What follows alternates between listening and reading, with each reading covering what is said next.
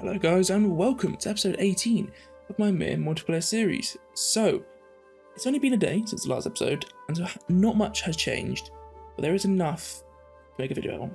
Obviously I've been doing a day of videos trying to get them after 24 hours, there's a little bit to happen. So you sort of just had those periods where nothing too major has happened. But I've got 4 texts going on, so if you remember from the end of the last episode, I talked about all the massive changes that we've seen with the currency introduction and with the I can't even speak the amount of trade going through the markets now, both for us importing, for us exporting, and then just the amount that's on the market in general. We can see here it's a pretty busy server. Some servers you actually find is pretty dead, to be honest with you.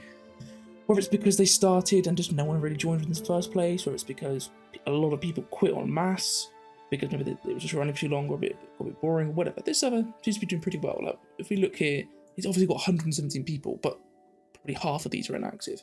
I bet you there's probably 40, what about 40 people that are actively playing. But you can even see here some of the top 10 people, like, yeah, they quit ages ago, like weeks ago, and some of these like top 10 people are probably like this chieftain. Actually, no, sorry. Chieftain of friend, they're actually our neighbour. The reason they've got score is because before they took over, the player who was playing as them, when we were back all the way in the primitive age, for some reason he was like second on the server and he got like 9 score, and then he just quit. And then so he got taken over in succession by Chieftain of Fran here. But yeah, so what have we got going then? So for knowledges, we've got these 4 texts. Nothing crazy, nothing. Actually, no, sorry. Metal casting is pretty crazy. These are the one I really wanted. It's not crazy that it adds something that's revolutionary like currency or market or something like that. But for us, and it's even more crazy because I've added another 3 butchers. That's another 6 jobs. Us, we've got, I think it's what, 15 butchers? Oh, it's over 20 workers that we've got working on butchers. It might even be like 30 workers. Yeah, sorry, if it's 15, then there's 30 workers, isn't it? Because it's 2 per butcher. So let's have a look. I know I built 3 more earlier today because I've massively upped our buffalo production by Inhumid completing that. So that's now got, I think it's 100% buffalo on that one. So because we're getting so many more buffalo in, we're actually getting plus 1.2 in, and that is with West Side's buffalo not even being sent to the capital.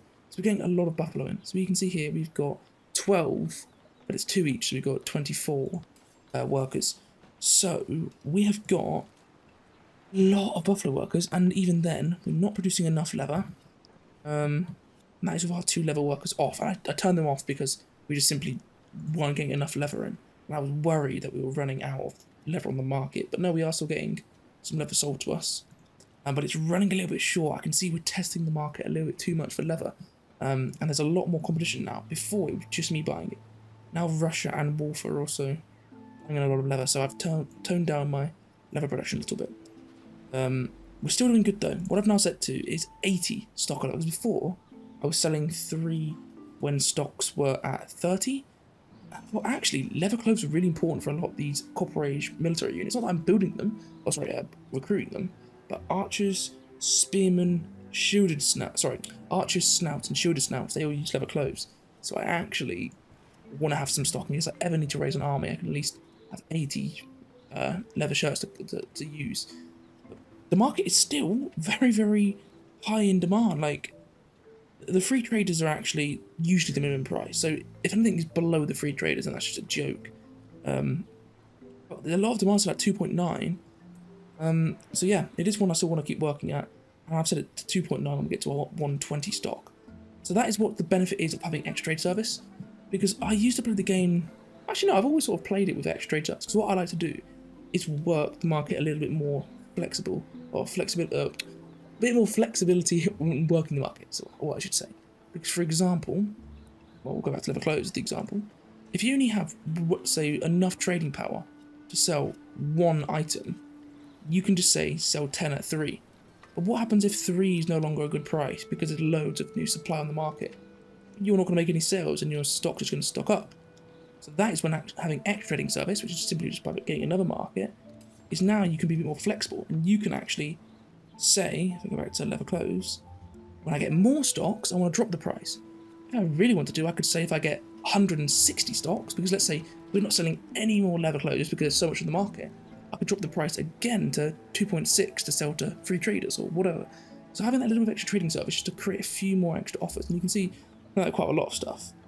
Copper, 5.5, 5 and 4.5, because what I was noticing with copper ore, I blabbered on the last episode a lot about how I'm massively selling this, was there was constant demand for copper ore, yet I was just selling it at 4.5, and I said, I've got loads of trading service spare, why don't I try and just press the market a little bit more to up my price? And it's worked a treat. What's happened is, I've now said, when I've got 11, so as soon as I hit over 10, I sell it straight away at 5.5, and actually, we've got some people here at 6 and 5.5 who are willing, and actually a lot of our trades here, look at all these, 5.5, 5.5, so they're happy to pay that 1 coin extra for it, obviously, because copper ore without any civ points is actually 6 coins, so if they buy it at 5.5, they're making it 0.5 coins profit off of buying it from me, so they're happy to pay that little bit extra. So I've upped the price a little bit, but then if people, let's say I get an excess of copper ore, which actually isn't the case at all, you can see here I'm constantly below 10 because I'm selling it, but if I do get a bit of excess and no one's buying it, I'll drop the price to 5, and then it will sell to Fran. So I'm really just, with the extra trading service, just maximising the amount of money I'm making, and it's working great, and copper ore is still my biggest seller. Going back to the text though, because that's the main thing, metal casting will massively help us with the butchers, because I can probably, I don't actually know the specifics on the efficiency. I know it would be a big jump because these buildings are such a bad building. It's like all the way from one of the first buildings you get the butcher, one of the first techs. So the efficiency will probably be at least about 30%, 40%. It might only be 20%, but even 20%, halving our jobs, not halving our jobs, sorry, but we could knock off these three jobs here, or these 3 buildings here to save us 6 jobs. So that will be really, really useful tech. But I think it's a lot more than that. I think it'll be about 40%. So we can get rid of a lot of jobs and save a lot of jobs here. Look at our capital, look at this, 20 new jobs coming in with 100 new people.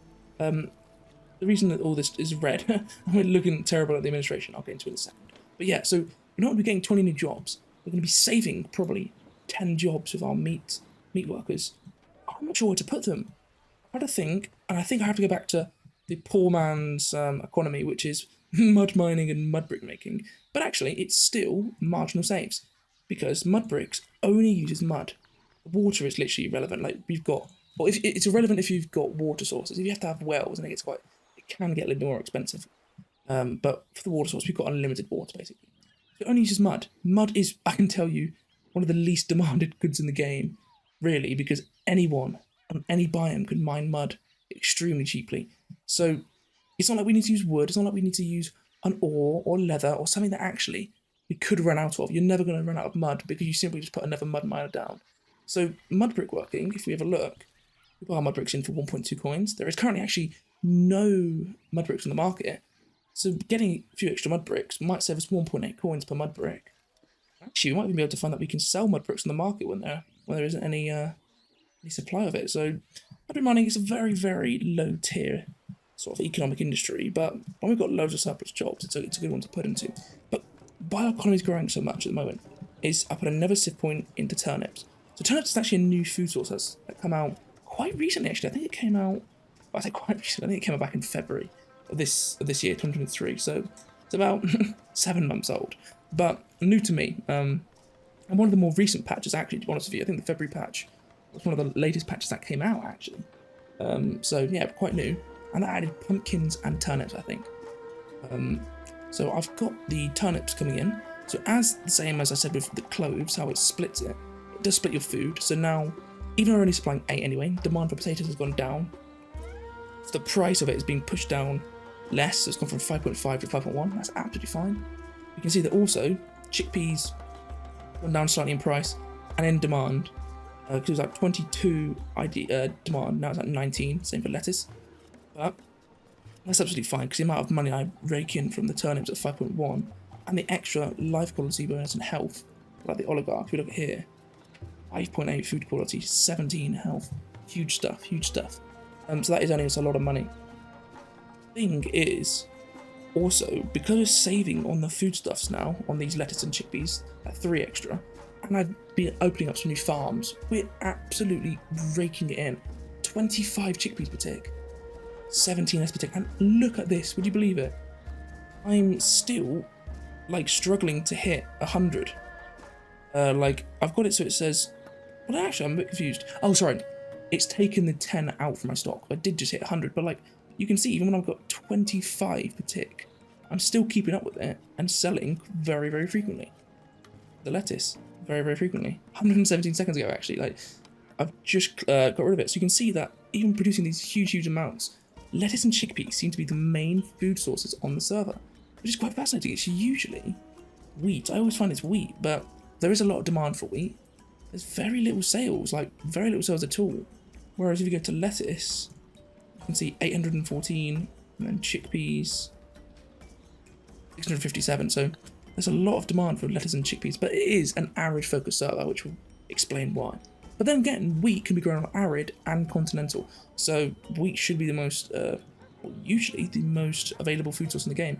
And then it later on goes into bread, which, you know, so you'd expect the wheat to be built up for that, but obviously not on this server. What I have been doing though is closing down some of my farms. So these have put, even though they're on regular, set them from critical to regular because, again, I'm trying to minimize the amount of farmers we've got. So we've gone down from about 28 to 20. So again, that is because, as I mentioned in a previous episode, the state's agricultural levy, so we're at 20 minus 26. I want to keep the farmers as low as possible so we can try and minimize the loyalty penalty here, but actually a few extra work. I'm going to get 75% of their stock just to sell pretty nicely on the market. You can't complain about that, can you? That's all brilliant. So other stuff I've done, I have upgraded even more houses that I'm not sure if you saw earlier, but when we're on the world map, our town, the graphic for it has now changed from a leather hut town to a copper age, like what was it, straw hut town, which is brilliant. It shows that we've actually got more copper age houses than we do the leather houses, and we're developing. It's good stuff. But what I want to say is I've shut down my pottery industry. I've now got no jobs working on pottery. I now make a surplus of copper, a surplus of clay. The 3.3 is simply because, again, which is what I was going to go to, a little bit long-winded, but I was going to say we've now got transaction tracking on the way. The transaction tracking does nothing. It sets you up for a lot of Bronze Age tech, and I needed it, and I needed 60 clay. So I shut down my pottery industry because actually, again, pottery we're buying in really, really nice and cheap. I've saved some jobs, saved some charcoal, which, again, go into. I've set up some new copper makers. So I'm still bringing in 8.6 copper while having all 4 of these running, but I now produce only 1.6. Oh, sorry, that's 1.6 axes because metal casting uses up the blacksmiths. So we've got loads of axes being made or would be made once this technology is done.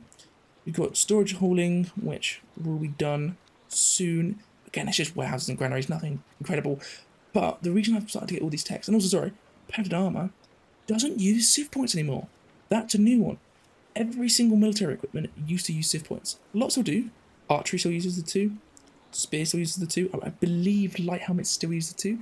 But padded armor, it doesn't, which is, I find very strange. I don't know why some do and some don't.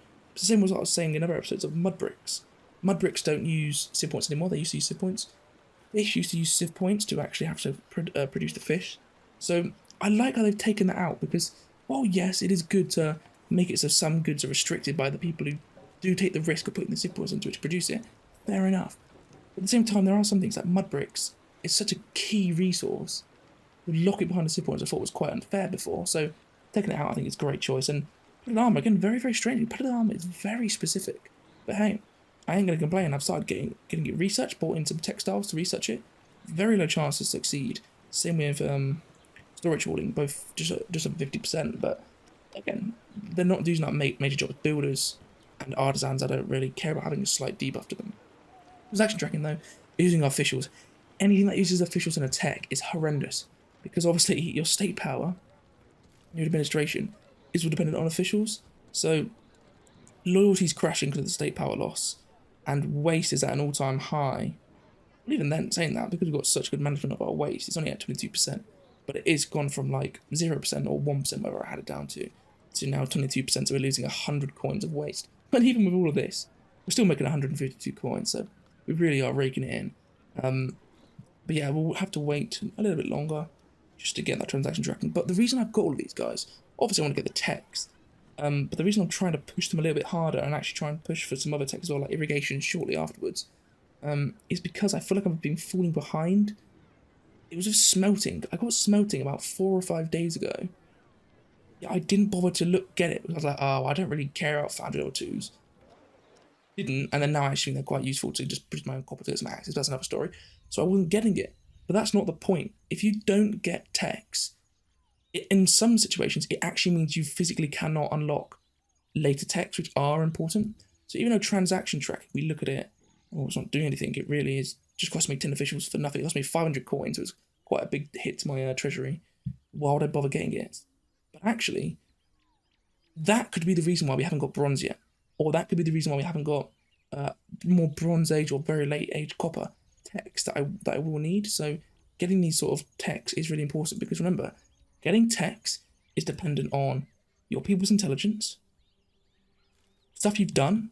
So for example, if you started to produce javelins, producing javelins and then recruiting javelineers or javelin men gives you the chance to unlock archery. So it's having the correct amount of intelligence, doing the task, well, let's say making javelins to get archery, and then it's being lucky that you're near neighbours. So if you're on a multiplayer server, it's just acquiring them who already have them. So I'm also researching the prerequisite techs. So actually, yeah, we need to start pushing these techs. And even stuff like guards. I haven't been getting guards because of the 8 officials cost. It's a bit too much. But actually, I think I'm going to go for it once I've got transaction tracking, just so that in case there is any techs that we might have all the other things ticked. We might have enough intelligence. We might have our neighbour has it, and we might have already done everything we need for it. We're just not unlocking it because we haven't actually, researched guards. So some of them don't count, like spearfishing. Yeah, nothing really links to spearfishing. Or same with like spears. It's a one-off sort of end of the chain. But stuff like construction foremanship, which again I haven't got, probably should soon. That might link into stuff like palace building. Who knows? Like, I might not have the palace building text because I don't have construction foremanship. I don't know. It's not on the wikis. A lot of this stuff you can't find on the wikis because it's all hidden. So I don't know. So that's why I want to start researching all these techs. And we've just got a lot of coins and not really much to do with it. Like, look on the market. There's still no axes, so I can't actually buy an axes. I could set a trade deal for like 20 coins or 18 coins and sort of, well, I don't know, it's not undercutting them, but overcutting them. I don't really know what it is to outbid someone in a higher price, but price war with these other traders and go for all the axes. But I don't know, I feel like I want to save my coins just for any techs that come up.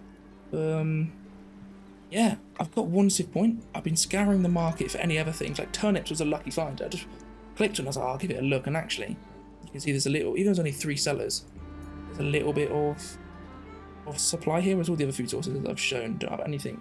So turnips is 1. Yeah, still nothing. The meat market has come back, 1.3 again, 2.5. So that is a bit of a shame in the sense that now we're getting all this meat and nothing really to do with it. We can't really beat their prices. I could drop my price down to 2.4 to make a marginal 0.1 coin profit, but actually if they're selling at 1.3 and all this demand is for 1.1, then there's a lot of demand now well, actually a lot of it's mine, and then everything else is wolf. So actually, yeah, everyone is still expecting it at 1.1, but hopefully the price will rise a bit and I can get some sales in the meat industry. But apart from that, copper ore is the only thing I'm really... Oh, copper ore and obviously the food stuff I spoke about. Yeah, so in terms of things I can adopt on the market, adornments, there's only 1 supplier and I don't trust it enough to put a civ point in and go for adornments. Even though you can get some pretty good prices on adornments, because obviously the base price is 8 coins. So if you don't supply all the population and let's say only supply 8 of them like I do with 1 market stand, you can easily maybe get like a 14, 15 coin adornment price. But again, what's the point of me putting a civ point into it if the supply is just going to run out? So I don't know, I need to have a think about that one. But adornments are good. They're a luxury act that's good. It gives them +4 life quality. And because only my richest people afford them anyway. Remember what I've said in previous episodes about if, for example, the guards... I know it's not going to happen because if the guards aren't rich enough to buy these things, they're not going to be rich enough to buy adornments. But let's say, for example, I wasn't supplying these things, but they were rich enough to buy the adornments. It gets a massive, look, -93% for unsatisfied needs of higher priority. Whereas the oligarchs will buy it in. There isn't that thing there, they will get the full 4 life quality bonus from it. So I could try dormants, I could. And then if I go for a dormant, you can see here, there isn't actually very much like demand for it. But if I come in and I like, again, I don't know what the word is, but overcut or outbid all these people and say I will pay 12 coins for dormants, it might stimulate a little bit of supply. But then again, if I'm having to pay that much for a dormants, are they really worth putting a civ point in? I'm not really getting that much profit out of it. So that's what it's all thinking, like all the thought goes in. There's a lot to think about in this game. Like the civ points, I used to think of them as just a nice little thing, like, oh, I'll get a little bit more wood, let's just put one into improving wood, or oh, I need a little bit of clay, let's put a bit into clay. But actually they're really tactical with where you allocate them. Do you allocate them into a consumption of really trying to maximize profits and increase the growth of your city? Are you gonna sort of put them into, let's say, my next idea is put them into leather clothes, just to get that 5th final point in leather clothes, so I can maybe try and get a lower price and outbid all my people. Or do I put them into copper? Even though I said that the MUV is a bit of a problem, actually, because I'm now producing so many axes, I put them into copper, or do I put them into axes themselves, have a much lower price for axes, and then actually not only produce all the axes I need myself, but then try and sell to some of the people who want 17 coins for an axe. Who knows? There's a lot you can do with the civ points, and they are very, very useful. I think they're a lot of useful things in the game, to be honest. They're also obviously needed for all these stuff like spears or all the military equipment, so like archery spears. You don't get them very fast, so that is why getting your culture is really good. So 451 is really good, which is why I do. Maybe dormant is the shout, but I think what I'll do is I'll save in 10 hours. So the next time I play, I will get the civ point and I'm going to put it into leather clove, just so I can try and get a little bit more like competitive on my leather clove price. Anyway guys, that was a nice short one there. Not too much has happened. Just a bit of an update on the markets and what my plans are for the future. I talk about plans for the future. Getting Rocktown developed is my key priority. And I want to get some more countryside, well, get countryside for it. Start producing some crops. I want to turn it from a hamlet to a village. I want to think of a nice industry I can set up there. It might even be that just for the first, maybe even week, or not week, but maybe 4 or 5 days.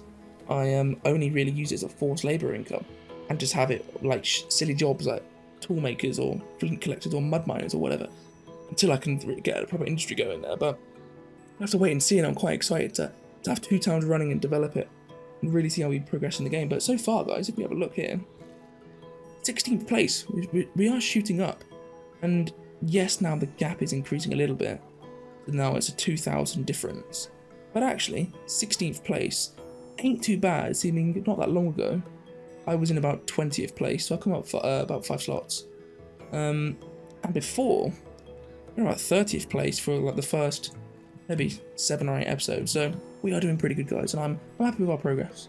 Anyway guys, if you've watched this video all the way to the end, then I applaud you and thanks a lot. Please leave a like if you've enjoyed it. Please subscribe to the channel if you're enjoying the Ymir series as a whole.